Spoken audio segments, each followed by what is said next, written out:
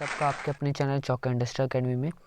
तो अलीगढ़ मुस्लिम university MSc की जो सिलेक्टेड कैंडिडेट्स की लिस्ट थी वो आ चुकी है। जो बायोटेक्नोलॉजी के स्टूडेंट्स थे उन बच्चों का इंतज़ार अब ख़त्म हो चुका है।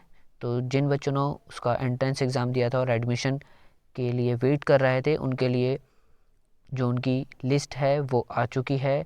तो आप इसमें देख सकते हैं कि रोल नंबर जो हैं आपको दिख रहे हैं। तो आपको अपना रोल नंबर इसमें देखना है कि जिन बच्चों का इसमें एडमिशन हो गया है तो उन सभी बच्चों को चौक इंडस्ट्रियल अकेडमी की तरफ से बहुत बहुत मुबारकबाद।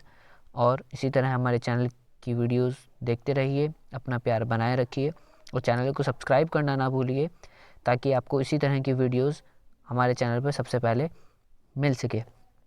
क्योंकि आजकल हम देख रहे हैं कि जो हमारी वीडियोस हैं वो देखते बहुत लोग हैं और जो चैनल सब्सक्रिप्शन है वो बहुत कम करते हैं। तो आप हमारा चैनल सब्सक्राइब भी कीजिए ताकि आपको इसी तरह की वीडियोस समय पर मिलती रहे। Thanks for watching this video.